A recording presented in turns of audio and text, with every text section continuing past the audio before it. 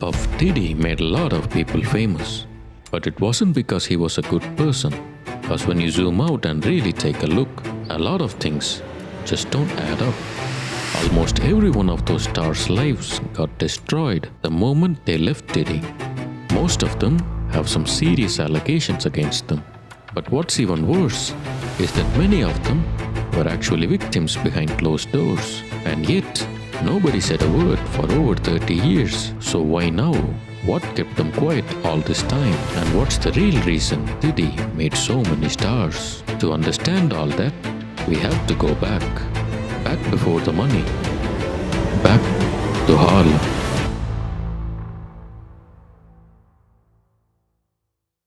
Diddy had a rough childhood. He grew up in a poor family in Harlem. He used to get mad a lot even then.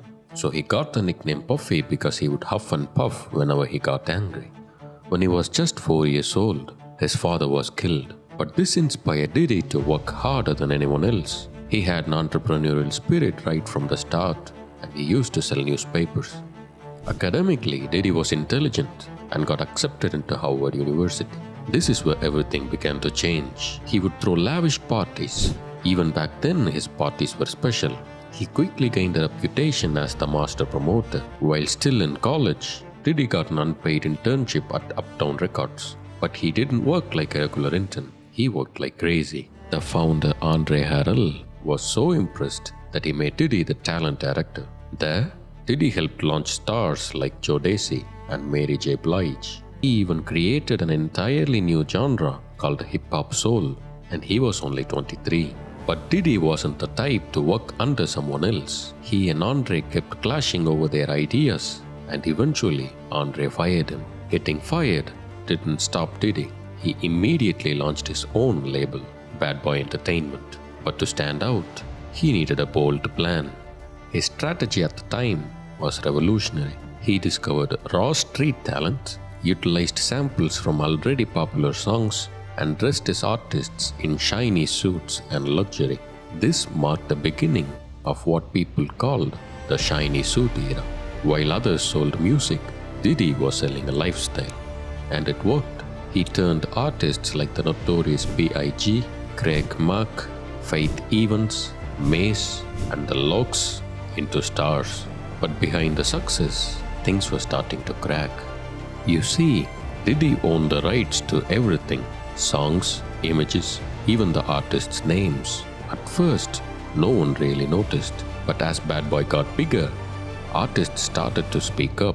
They felt like the deals weren't fair. Diddy was making millions, but they were only getting a small fraction. The biggest example was Mace.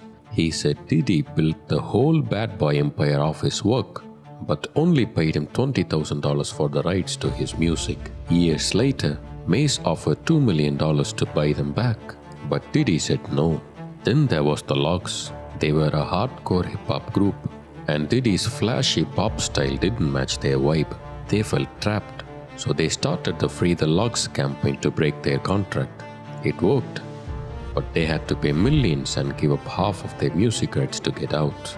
Even Biggie, before he died, was planning to leave Bad Boy because of issues over publishing. Controlling the rights was just one way Diddy kept power. When artists got too independent or questioned their deals, he would suppress their albums or use his influence to stall their careers. He made them feel like they had no choice but to stay. At one point, he was even caught saying that he could have someone killed and nobody would know. Being cut off by Diddy meant your career could be over. He was so powerful at the top that if he blackballed you, you were done. And strangely, things always seemed to go downhill for those who left.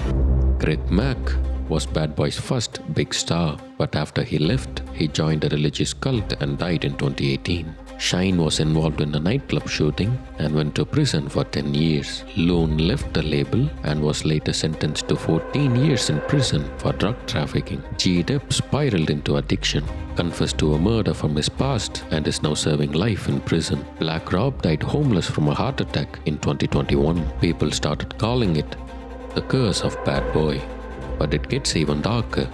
Diddy wasn't just building stars, he was grooming them. Take Usher.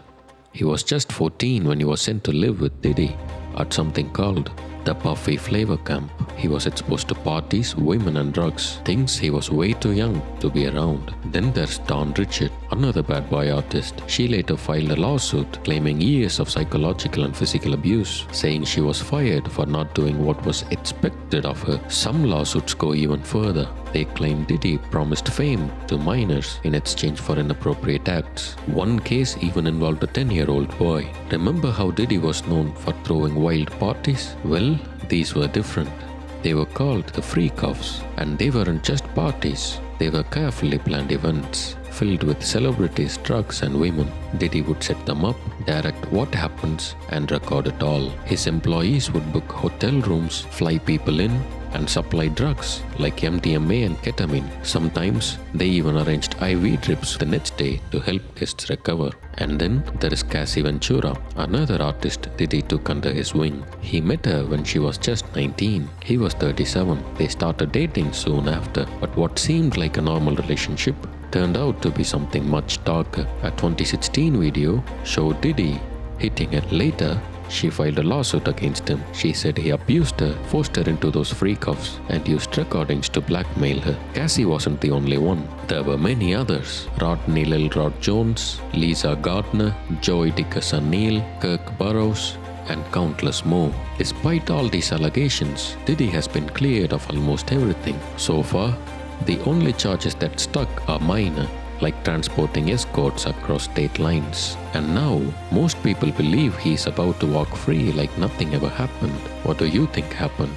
For Sean Combs and his defense team, this is a massive win. 3 of the counts that had a life sentence possibility are gone. Sean Diddy Combs, at this point, will have to wait inside that prison in Brooklyn until his sentencing on October 3rd. Sean Diddy Combs' defense is requesting either a new trial or an acquittal altogether. Not guilty of racketeering, conspiracy, and sex trafficking, but guilty of 2 counts of transportation to engage in prostitution.